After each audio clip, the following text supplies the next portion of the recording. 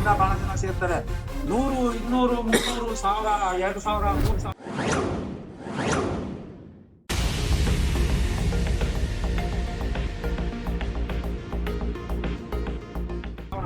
ಎಚ್ಚೆತ್ಕೊಳ್ಳಿ, ಇವಾಗ್ಲೇ ಎಚ್ಚೆತ್ಕೊಳ್ಳಿ. ಬೇಕಾಗಿರೋಂಥದ್ದು ಅವ್ರಿಗೆ ಕೊಟ್ರೆ ಅವ್ರಿಗೆ ಆಗುತ್ತೆ. ಸಿಗ್ಬೇಕಾಗಿರೋಂಥದ್ದು ಸಿಗ್ಲಿಲ್ಲ ಅಂತ ಅಂದಾಗ ಮಿಡ್ಲ್ ಕ್ಲಾಸ್ ಫ್ಯಾಮಿಲಿ ಅಂತ ಅನ್ಕೋಬೇಡಿ. ಒಂದು ಕಾಮನ್ ಮ್ಯಾನ್ ಯಾವಾಗಾದ್ರೂ ಒಂದ್ಸತಿ ಹೊಚ್ಗೆದ್ರೆ ಅವ್ರಿಗೆ ಸಿಗ್ಬೇಕಾಗಿರೋಂಥ ವಸ್ತು ಸಿಗ್ಲಿಲ್ಲ ಅಂದ್ರೆ ಇದೇ ಕಾಮನ್ ಮ್ಯಾನ್ ಬಹಳ ದೊಡ್ಡದಾಗೆ ಪ್ರತಿಭಟನೆ ನಡೆದ್ರೆ ನಾಳೆ ದಿವಸ ಆಗೋ ಕತೆ ಏನಾಗುತ್ತೆ ಯೋಚನೆ ಮಾಡಿ. ಪುನೀತ್ ಕುಮಾರ್ ಸ್ವಲ್ಪ ಜೋರಾಗಿ ಹೇಳಿ. ಪುನೀತ್ ಕುಮಾರ್ ಪಾಪ ಕಾಸು ಕಟ್ಟಿ ಸಾಲ ಕಟ್ಟಿ ಮುಂದೆ ಹೊಂಟೋಗೈತು. ಹೇಳಿ ಸರ್, ನಿಮ್ಮ ಹೆಸರು? ರಾಘವೇಂದ್ರ ಸರ್. ರಾಘವೇಂದ್ರ ಗುರು ರಾಘವೇಂದ್ರ. ಕಷ್ಟಕ್ಕೆ ಕಾಯ್ಬೇಕಾಗಿರೋರು ಅವರೇ ಕಷ್ಟದಲ್ಲಿ ಸಿಲ್ಕವ್ರೆ. ಎಲ್ಲಪ್ಪ ಇದ್ದೀರಾ ನೀವು? ಮನೇಲಿ ಇಲ್ಲಂತೂ ಇಲ್ಲ, ಒಟ್ಟಾಗಿ ನಿಮ್ ಮನೇಲಿ ಇದ್ದೀರಿ. ಮಹೇಶ್ ಅಣ್ಣ, ರಾಘವೇಂದ್ರ. ನೋಡಪ್ಪ, ಇಬ್ಬಿಬ್ರು ರಾಘವೇಂದ್ರಗಳಿದ್ದಾರೆ. ಅವ್ರಿಗೆ ದಾರಿ ತೋರ್ಸಕ್ ಯಾರು ಇಲ್ಲ. ಇವಾಗ ದಾರಿ ತೋರ್ಸಕ್ ಇರ್ಲಿ, ಅವ್ರ ದಾರಿ ಹುಡುಕ್ತರು ದಾರಿ ಕಾಣೋದಾಗಿದೆ ರಾಘವೇಂದ್ರನೇ ಅಂತಾರಲ್ಲ, ಆ ತರ ಈಗ ಇವ್ರು ಬೇಡ್ಕೊಳ್ಳೋಂಗ ಆಗೋಗೈತೆ. ಅಮ್ಮ ತಾಯಿ, ನಿಮ್ಮ ಹೆಸರು ಹೇಳಿಮ್ಮ? ನನ್ನ ಹೆಸರು ರಶ್ಮಿ ಅಂತ ಸರ್, ನಾನು ಮಂಗಳಪಟ್ಟಿ ಮಾತಾಡೋದು. Very good. ನಾಗೇಶ್. ನಿಮ್ಮ ಹೆಸರು? ಕುಮಾರಣ್ಣ. ಓಕೆ ಸರ್, ನೀವು ಈ RGRHCL ಬಗ್ಗೆ ಯಾರು ನಿಮ್ಗೆ ತಿಳಿಸ್ಕೊಟ್ರು? ಪೇಪರ್ ಅಲ್ಲಿ ನೋಡಿ ಗೊತ್ತಾಗಿದೆ. ಓಕೆ, ಯಾರೋ ಪುಣ್ಯಾತ್ಮರು ಹೇಳಿದ್ರು, ನೀವು ಮಾಡಿದ್ರಿ ಅಲ್ವೇ? ಮಳವಳ್ಳಿ ಹೇಳಿ ಸರ್, ನಿಮ್ಗೆ ಅವ್ರು ಹೇಳಿದ್ರು ಅಪ್ಲಿಕೇಶನ್ ಯಾವ ವರ್ಷದಲ್ಲಿ ಹಾಕಿದ್ರಿ ಅಪ್ಲಿಕೇಶನ್ ನೀವು? ನಾವು ಹಾಕಿ 2 ವರ್ಷ ಆಯ್ತು. 2 ವರ್ಷ ಆಯ್ತು ಅಪ್ಲಿಕೇಶನ್ ಹಾಕಿ. ಅಪ್ಲಿಕೇಶನ್ ಹಾಕಿದ್ಮೇಲೆ ಫಸ್ಟ್ ಠೇವಣಿ ಕಟ್ಟಿದ್ರಾ? ಹೌದು, 50,000 ರೂಪಾಯಿ ಕಟ್ಟಿದ್ರಿ. 50,000 ಕಟ್ಟಿದ್ರಿ. ತಗೊಂಡಾಗ ಬೇರೆ ತರ ಹೇಳ್ಬೇಕಾಯ್ತದ. ಇರ್ಲಿ, ಒಟ್ಟಲ್ಲಿ ಕಾಸು ಕಟ್ಟಿದ್ರಿ. 50,000 ಕಟ್ಟಿದ್ದೀರಿ. 50,000 ಕಟ್ಟಿ ಆಮೇಲೆ ಮತ್ತೆ ಡಿಮ್ಯಾಂಡ್ ಲೆಟರ್ ಕಳ್ಸಿದ್ರು. ಓಕೆ, ಅವಾಗ 8ನೇ ತಾರೀಕು ಒಳಗಡೆ ಕಟ್ಟಿದ್ರೆ ಓಕೆ ಮನೆ ಕೊಡ್ತೀರಿ, ಇಲ್ಲ ಅಂದ್ರೆ ನಿಮ್ದು ಅಪ್ಲಿಕೇಶನ್ ಕ್ಯಾನ್ಸಲ್ ಮಾಡ್ತೀರಿ, ನಿಮ್ಗೆ ಮನೆ ಸಿಗಲ್ಲ ಅಂತ ಹೇಳಿ ನಮಗೆ ಭಯ ಹಚ್ಚಿದ್ರು. ನ್ಯೂಸಲ್ಲಿ ಹೇಳಿ ಡಿಮ್ಯಾಂಡ್ ಲೆಟ್ರಲ್ಲೇ ಹೇಳಿದ್ರು. ಆಮೇಲೆ ನಾವು ಭಯ ಬಿದ್ದು ಲೋನ್ ಮಾಡಿಸ್ತೀವಿ. ಅದು 100% ಲೋನು. ನಮ್ದು ತಿಂಗಳಿಗೆ ಇವಾಗ 13,917 ರೂಪಾಯಿ ಕಟ್ಟಬೇಕು ನಾವು ತಿಂಗಳಿಗೆ. ನಾನು ಅರ್ಥ ಆಗ್ಲಿಲ್ಲ. ಡಿಮ್ಯಾಂಡ್ ಲೆಟರ್ ಬರ್ದಿರ್ತದೆ. ಡಿಮ್ಯಾಂಡ್ ಲೆಟರ್ ನಿಮ್ಗೆ ಯಾರು ಹೇಳಿರ್ತಾರೆ? ಅದು ಸುಳ್ಳು ತಾನೆ? ಹೌದು. ಮತ್ತೆ ಅದಂಗೆ ಹೇಳ್ತೀರಾ ನೀವು ಡಿಮ್ಯಾಂಡ್ ಲೆಟರ್ ಅಲ್ಲಿ ಹೇಳಿದ್ರು ಅಂತ? ಡಿಮ್ಯಾಂಡ್ ಲೆಟರ್ ಬರ್ದಿದ್ರು. ಹೌದು. ಅದನ್ನ ನೀವು ಓದ್ಕೊಂಡು ಭಯ ಬಿದ್ರಿ. ಹೌದು.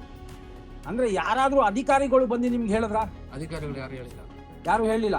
ಅಧಿಕಾರಿಗಳು ನೀವು ಕಾಸು ಕಟ್ಟಲಿಲ್ಲ ಅಂತ ಅಂದ್ರೆ ನಿಮ್ದು ಅಪ್ಲಿಕೇಶನ್ ಕ್ಯಾನ್ಸಲ್ ಆಗುತ್ತೆ ಅಂತ ಯಾರು ಹೇಳಿಲ್ಲ. ಅದೇ ಡಿಮ್ಯಾಂಡ್ ಲೆಟರ್ ಬರ್ದಿರೋದು ನೋಡ್ಕೊಂಡು ನಾವು ಅದು ವಾಟ್ಸಪ್ ಕೊಡಿ. ಅದ್ರಿಂದ ನಮ್ಗೆ ತೊಂದರೆ ಆಯ್ತದೆ. ನಾವು ಲೋನ್ ಕಟ್ಟಕ್ಕೆ ಆಯ್ತಲ್ಲ. ತಿಂಗಳಾದ್ರೆ 5ನೇ ತಾರೀಕು ಆದ್ರೆ 1ನೇ ತಾರೀಕು ಲೋನ್ ಕಟ್ಟಬೇಕಿಲ್ಲಿ. ಇಲ್ಲ ಬಿಡೋರು ಅವ್ರಿಗೆ ಬಿಡೋರು ಎಲ್ಲರೂ ಅವರೇ. ತಿಂಗಳಾದ್ರೆ ಅವ್ರಿಗೆ ನಾನಾ ಥರ ಕೆಲಸಗಳವ್ರೆ, ಲೋನ್ಗಳವೆ, ಬೇರೆ ಥರ ಇದೆಲ್ಲ ಇದೆ, ಕಟ್ಟಬೇಕಾಗ್ತಿದೆ. ಕಟ್ಟಕ್ಕಾಗಿದ್ರೆ ಕಷ್ಟ ಬಿದ್ದು ಆಗ್ತಿಲ್ಲ. ವಾಟ್ಸಪ್ ಅಲ್ಲಿ ಕಳ್ಸಿದ್ರು ಅಂದ್ಬಿಟ್ಟು, ಇಲ್ಲ ಅಂತ ಅಂದ್ರೆ ಡಿಮ್ಯಾಂಡ್ ಲೆಟರ್ ಅಲ್ಲಿ ಬಂದವ್ರೆ ಅಂತ ಅಂದ್ಬಿಟ್ಟು ನೀವು ಅದನ್ನ ಓದಿದ ತಕ್ಷಣ ಕ್ಯಾನ್ಸಲ್ ಮಾಡ್ತೀರಿ ಸರ್. ಅದು ಗ್ರೂಪ್ ಅಲ್ಲಿ ಹಾಕಿದ್ರು ಸರ್. ಅವಾಗ ನಮ್ಗೆ ಭಯ ಬಿತ್ತು ಸರ್. ಇವಾಗ ಏನಾಗ್ಬಿಟ್ಟರು ಕೇಳ್ಬೋದಾಗಿತ್ತಲ್ವೇ? ಕೇಳ್ಬೋದಾಗಿದೆ ಅಂದ್ರೆ ನಮ್ಗೆ ಯಾವ ತರ ಯಾರು ನಮ್ಗೆ ಬಂದಿಲ್ಲ. ದೊಡ್ಡವರು ಸೂಚನೆ ಕೊಟ್ಟಿಲ್ಲ. ದೊಡ್ಡವರು ಅಂದ್ರೆ ನಿಮ್ಮ ಅಪೇಕ್ಷೆದಲ್ಲಿ ಯಾರು? ಅಂದ್ರೆ ದೊಡ್ಡವರು ಅಂದ್ರೆ ಮಾಮೂಲಿ ಅದೇ ಕಂದಾಯ ಭವನ ಇದಾರಲ್ಲ ಸರ್. ಕಂದಾಯ ಭವನ ಅವ್ರ ಹೆಸರು ಹೆಸರು ಅಂತ ಗೊತ್ತಿಲ್ಲ ಸರ್ ನಮ್ಗೆ. ಅಧಿಕಾರಿಗಳು ಅಷ್ಟೇ ಹೆಸರು ಅಂತ.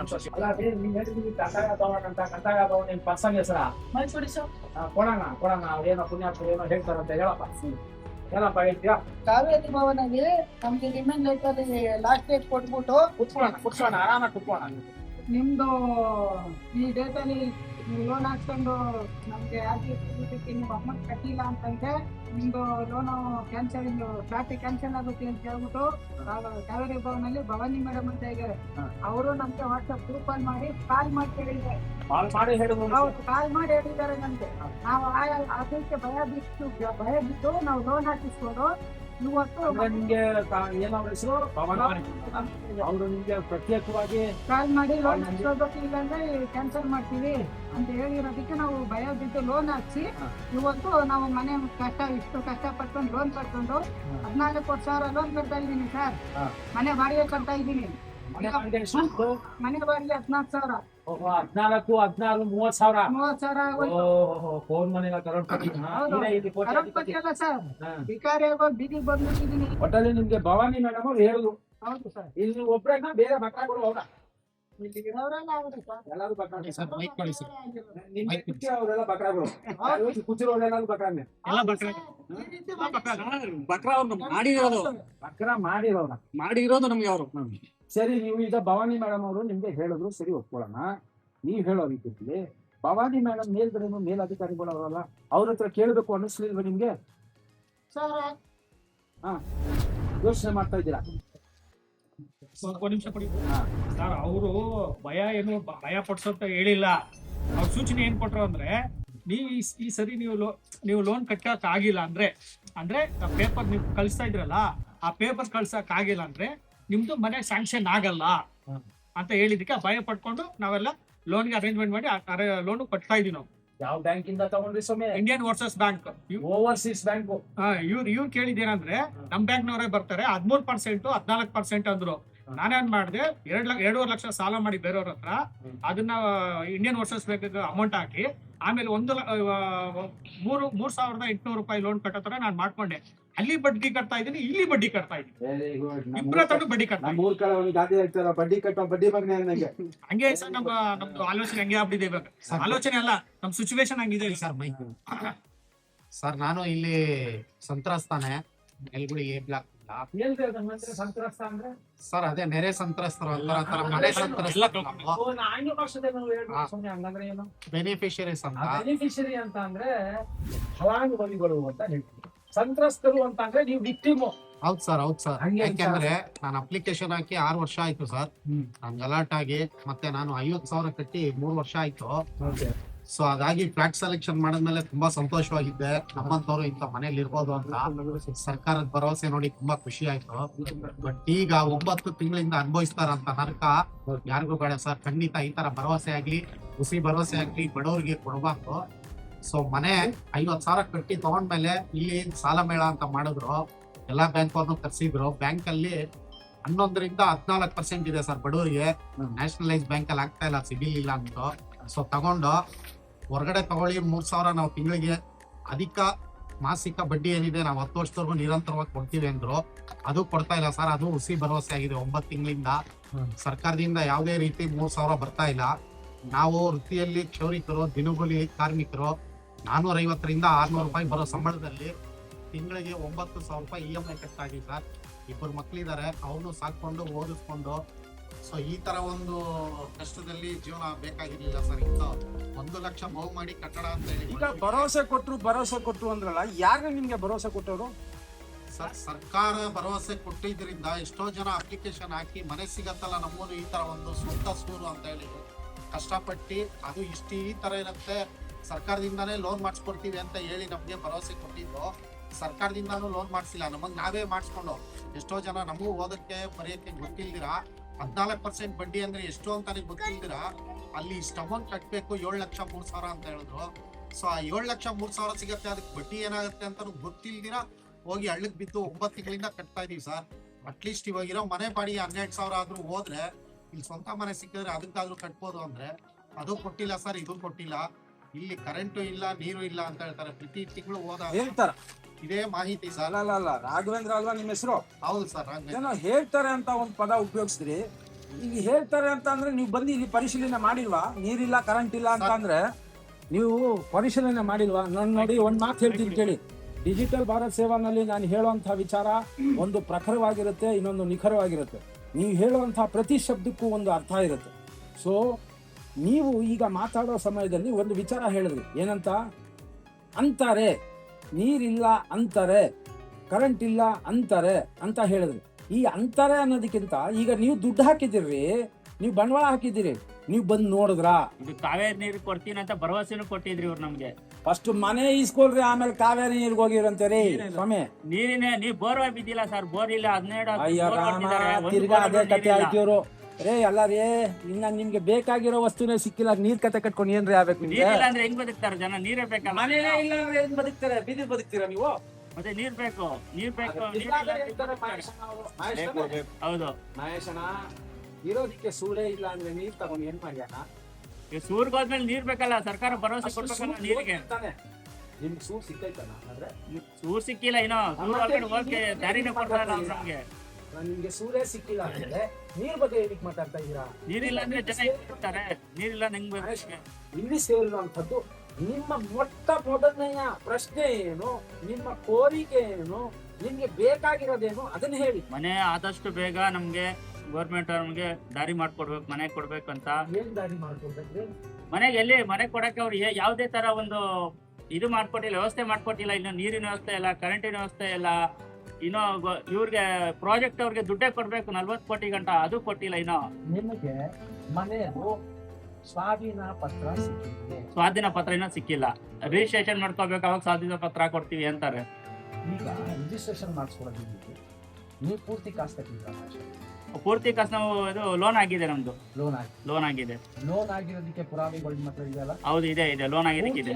ನೀವು ಕಟ್ಟಿರೋದಕ್ಕೆ RDRCLಗೆ ಚೆಕ್ ಹೋಗಿರೋದು ನಿಮ್ಮ ಹತ್ರ ಪುರಾವೆ ಇದೆ? ಹೌದು, ಇದೆ, ಅದು ಇದೆ ಅಲ್ಲ. ಅದು ಅಲ್ಲಿಂದ AE ಹತ್ರ ಹೋಗಿ ಸಿಗ್ನೇಚರ್ ಆಗೋದಕ್ಕೆ ಹೋಗಿರೋದು ನಿಮ್ಮ ಹತ್ರ ಪುರಾವೆ ಇದೆ ಅಲ್ಲ? ಹೌದು, ಇದೆ. ಇದು ನಂಗೆ ಬೇಕಾಗಿರೋಂಥದ್ದು. ಬ್ಯಾಡ ವಿಚಾರ ನಂಗೆ ಬೇಡ. ಯಾವಾಗ ಸ್ವಾಧೀನ ಪತ್ರ ಕೊಡ್ತಾರೆ ಅಂತ ಯಾರ ಹತ್ರ ಹೋಗಿ ಕೇಳಿದ್ರಿ ನೀವು? ಸ್ವಾಧೀನ ಪತ್ರ ನಾವು ಅಲ್ಲಿ ಶ್ರೀನಿವಾಸ್ ಸರ್ ಹತ್ರ ಕೇಳಿದೀವಿ, ಪ್ರಕಾಶ್ ಹತ್ರ ಕೇಳಿದೀವಿ, MD ಹತ್ರ ಕೇಳಿದೀವಿ. ನಮ್ಗೆ ಫಸ್ಟ್ ಸ್ವಾಧೀನ ಪತ್ರ ಕೊಡ್ಸಿ ಆಮೇಲೆ ನಾವು ರಿಜಿಸ್ಟ್ರೇಷನ್ ಮಾಡ್ಕೊಂಡು. ಯಾಕಂದ್ರೆ ಇವಾಗಿರೋ ಸಂತ್ರಸ್ತರಲ್ಲಿ ಯಾರು ರಿಜಿಸ್ಟ್ರೇಷನ್ ಮಾಡ್ಕೋಣ ಅಂತ ಒಂದು ಶಕ್ತಿ ಇಲ್ಲ ಯಾರ ಕಡೆನೂ. ಈಗ ರಿಜಿಸ್ಟ್ರೇಷನ್ ಮಾಡಿಸ್ಕೋಬೇಕಂತ ಯಾರ ಹತ್ರ ಆ ಶಕ್ತಿ ಇಲ್ಲ. ಯಾಕಂದ್ರೆ ಆಲ್ರೆಡಿ ಲೋನ್ ಕಟ್ಕೊಂಡು ಹೋಗ್ತಾ ಇದೀವಿ, ಮನೆ ಬಾಡಿಗೆ ಲೋನ್ 2 ಕಟ್ಕೊಂಡು ಹೋಗ್ತಾ ಇದಾರೆ. ಇಲ್ಲಿ ಕೊಡಿ ಅಂತ ನಾವು ಕೇಳ್ತಾ ಇದೀವಿ ಅವ್ರಿಗೆ. ಕೊಟ್ಟಿಲ್ಲ. ಇಷ್ಟೇ ಬೇಕಾಗಿರೋದು. ಸ್ವಾಧೀನ ಪತ್ರ ಕೊಟ್ಟಿಲ್ಲ. EMI 9 ತಿಂಗಳಿಂದ ಕಟ್ತಾ ಇದ್ವಿ. ಅಂದ್ರೆ ಇವ್ರೇನ್ ಆಗಸ್ಟ್ ತಿಂಗಳಲ್ಲಿ ಕೊಡ್ತೀವಿ ಅಂತ ಭರವಸೆ ಕೊಟ್ಟಿದ್ರು. ಪುರಾವೆ ನಿಮ್ಮ ಹತ್ರ ಇದೆ ಅಲ್ಲ? ಹೌದು, ಇದೆ. 9 ತಿಂಗಳಿಂದ ನೀವು ಕಟ್ತಾ ಇದ್ದೀರಾ? ಹೌದು, ಲೋನ್ ಕಟ್ತಾ ಇದೀವಿ ನಾವು. ಆದ್ರೆ ನಿಮ್ಗೆ ಸ್ವಾಧೀನ ಕೊಟ್ಟಿಲ್ಲ, ಇನ್ನೂ ಕೊಟ್ಟಿಲ್ಲ. ರಿಜಿಸ್ಟ್ರೇಷನ್ ಮಾಡ್ಕೊಡಿ, ಕೊಡ್ತೀನಿ ಅಂತ ಇದಾರೆ. ನೀವು ಇರೋದಲ್ಲಿ ನಾವು ನೆಲಗುಳಿಯಲ್ಲಿ ವಾಸ ಇದ್ವಿ. ಈಗ 5 ವರ್ಷದಿಂದ ಮನೆ ಸಿಗುತ್ತೆ ಅನ್ನೋ ಆಸೆಗೆ 5 ವರ್ಷದಿಂದ ಇಲ್ಲೇ ನಾವು ನೆಲೆಸಿದೀವಿ, ಬಾಡಿಗೆ ಕಟ್ಕೊಂಡು. ನಾನು ಅದಕ್ಕೆ ಹೇಳಿಲ್ಲ, ನನ್ನ ಪ್ರಶ್ನೆಗೆ ಮಾತ್ರ ಉತ್ತರ ಕೊಡಿ. ನೀವು ಈಗ ಯಾವ RDFCL ಫ್ಲಾಟ್ ಗೆ ಅಪ್ಲೈ ಮಾಡಿದೀರಾ? ರಾಜೀವ್ ಗಾಂಧಿ ವಸತಿ ನಿಗಮ, ಯಾವ ನೆಲಗುಳಿಯಲ್ಲಿ. ಮೇಲುಗುಳಿ. ನಿಮ್ಗೆ ಸ್ವಾಧೀನ ಭಾಗ 3 ನೆಲಗುಳಿ. 9 ತಿಂಗಳಾಗಿದೆ, ಸ್ವಾಧೀನ ಪತ್ರ ಇಲ್ಲ, ಸಿಕ್ಕಿಲ್ಲ. ಇದೇ ಬೇಕಾಗಿರೋದು. ನನ್ನ ಹೆಸರು ರಶ್ಮಿ ಅಂತ, ನಾನು ಧ್ವಂಸಂದ್ರದಿಂದ ಬಂದಿದ್ದೀನಿ. ನಾನು ನೆಲಗುಳಿನಲ್ಲಿ ಮನೆ ತಗೊಳ್ಳೋಣ ಅಂದ್ಬಿಟ್ಟು ಆನ್ಲೈನ್ ಅಲ್ಲಿ ನಮ್ಮ ಮನೆ ಹತ್ರ ಒಬ್ರು ಇದ್ದಾರೆ, ಅವರು ಸೈಬರ್ ಅಲ್ಲಿ ಇದ್ದಾರೆ. ಅವರು ಹೇಳಿದ್ರು ಈ ತರ ಅರ್ಜಿ ಹಾಕಿ ಅಕ್ಕ ನಿಮ್ಗೆ ಮನೆ ಸಿಗುತ್ತೆ ಅಂತ ಹೇಳಿದ್ರು. ನಾನು 15 ವರ್ಷದಿಂದಾನು ಬಾಡಿಗೆ ಕಟ್ಕೊಂಡಿದ್ದೀನಿ. ಸರಿ, ಹೆಂಗೋ ಒಂದ್ ಮನೆ ಆಗುತ್ತಲ್ಲ, ಸ್ವಂತ ಮನೆ ಆಗುತ್ತಲ್ಲ ಅಂತ ನಾನು ಆಸೆ ಪಟ್ಟು ಆ ಹುಡ್ಗ ಹೇಳಿದ್ರು ಈ ತರ ಹಾಕೊಳ್ಳಿ, ಅರ್ಜಿ ಹಾಕೊಳ್ಳಿ ಅಂತ ಹಾಕಿ ಸಕ್ಸಸ್ ಆಯ್ತು. ನೀವು ಅಪ್ಲಿಕೇಶನ್ ಹಾಕಿದ್ರಿ, ಲೋನ್ ನಿಮ್ಗೆ ಕಡಿಮೆ ಕೊಡ್ತಾರೆ ಅಂತ ಯಾರು ಹೇಳಿದವರು? ಸರ್, ನಾನು ಬ್ಯಾಂಕ್ ಅಲ್ಲಿ ವಿಚಾರಿಸಿದಕ್ಕೆ ಹೇಳಿದ್ರು ನಿಮ್ಗೆ ಸಿವಿಲ್ ಸ್ಕೋರ್ ಅಷ್ಟೊಂದು ನೀವು ಇದ್ರ ಮುಂಚೆ ಸಾಲ ಮಾಡಿದ್ರಾ? ಇಲ್ಲ ಸರ್, ಮನೇಲಿ ಮಾಮೂಲಿ ವಾಷಿಂಗ್ ಮಿಷಿನ್ ಅದು ಇದು ಅಂತ ತಗೊಂಡಿದ್ದೀನಿ. ಅಲ್ಲಿ ಎಲ್ಲಾದ್ರೂ ಬೌನ್ಸ್ ಗೀನ್ಸ್ ಮಾಡಿಸಿದ್ರೆ? ಇಲ್ಲ ಸರ್, ಯಾವ್ದು ಮಾಡಿಲ್ಲ. ಅದ್ಯಾಕೆ ಸಿಬಿಲ್ ಸ್ಕೋರ್ ಕಡಿಮೆ ಆಗುತ್ತೆ? ಆಗುತ್ತೆ, ನಿಮ್ಗೆ ಇಷ್ಟೇ ಆಗೋದು ಲೋನ್ ಅಂತ ಹೇಳಿದ್ರು ಸರ್. ಎಷ್ಟು ತಿಂಗಳಾಯ್ತು ನಿಮ್ದು EMI ಸ್ಟಾರ್ಟ್ ಆಗಿ? ನಾನು ಆಗಿ 2 ತಿಂಗಳು ಹಾಲು ಕಟ್ಟಿದ್ದೀನಿ ಸರ್, ಇದು 3ನೇ ತಿಂಗಳು. 3ನೇ ತಿಂಗಳು.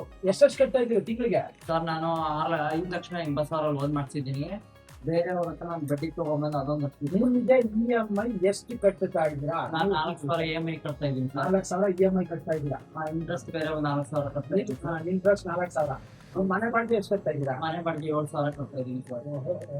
15,000 ಕಟ್ತಾ ಇದ್ದೀನಿ ತಿಂಗಳಿಗೆ? ಹೌದು ಸರ್. 15,000ಕ್ಕೆ ನೀವು ಡಬಲ್ ಬೆಡ್ರೂಮ್ ಅಲ್ಲಿ ಆರಾಮಾಗಿ ಬೆಂಗಳೂರಲ್ಲಿ ಇರ್ಬೋದಾಗಿತ್ತು. ಏನ್ ಮಾಡೋದು ಸರ್, ನನ್ನ ಆಸೆ ನನ್ಗೊಂದು ಮನೆ ಸಿಗ್ತಲ್ಲ ಅಂತ ಒಂದು ವಿಷಯಕ್ಕೆ ನಾನು ಮಾಡಿದೆ. ಆದ್ರೆ ಇನ್ನೂ ಬಂದಿಲ್ಲ ಸರ್. ನಾವು ತುಂಬಾ ಕಷ್ಟ ಸರ್. ಡ್ರಾಬ್ಯಾಕ್ಸ್ ಇದೆ, ಇಲ್ಲ ಅಂತ ಹೇಳಲ್ಲ. ನಾವು ಯಾವುದೇ ಒಂದು ನಾವು ಸ್ವಂತ ಮನೆ ಕಟ್ಟಿದಾಗ ಸಹಜವಾಗಿ ಎಲ್ಲಾ ತರದ್ದು ಕುಂದುಕೊರತೆಗಳು ಬರುತ್ತೆ. ಮೇನ್ ಇಂಪಾರ್ಟೆಂಟ್ ವಿಚಾರ ಹೇಳ್ತೀನಿ. ಇವತ್ತು ಸೇರಿರೋದು 10 ಜನ.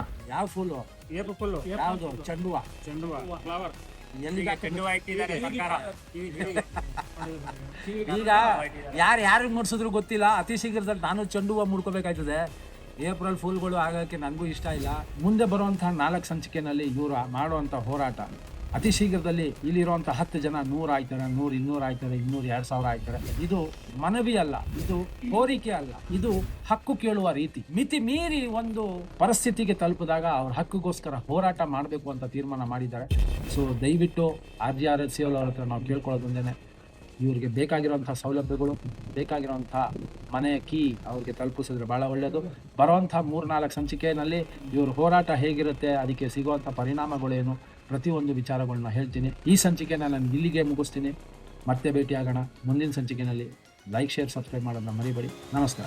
ನಮಸ್ಕಾರ. ಡಿಜಿಟಲ್ ಭಾರತ್ ಸೇವಾ ನಿಮ್ಮ ಫ್ಯಾಮಿಲಿ. ಐ ಹೋಪ್ ಈ ಸಂಚಿಕೆ ನಿಮಗೆ ಇಷ್ಟ ಆಗಿದೆ ಅಂತಹ ಪ್ರತಿಯೊಂದು ರಾಜ್ಯ ಸರ್ಕಾರ ಮತ್ತು ಕೇಂದ್ರ ಸರ್ಕಾರದ ವಿಚಾರಗಳನ್ನ ಒಂದಲ್ಲ ಒಂದು ಸಂಚಿಕೆನಲ್ಲಿ ಪ್ರತಿಯೊಂದು ಸಂಚಿಕೆನಲ್ಲಿ ನಿಮ್ಮ ಮುಂದೆ ತರ್ತಾ ಇರ್ತೀನಿ. ಸೊ ಲೈಕ್ ಶೇರ್ ಸಬ್ಸ್ಕ್ರೈಬ್ ಮಾಡನ್ನ ಮರಿಬೇಡಿ. ಬೆಲ್ ಐಕಾನ್ನ ಒತ್ಕೊಳ್ಳಿ. ಮತ್ತೆ ಭೇಟಿಯಾಗೋಣ ಮುಂದಿನ ಸಂಚಿಕೆನಲ್ಲಿ.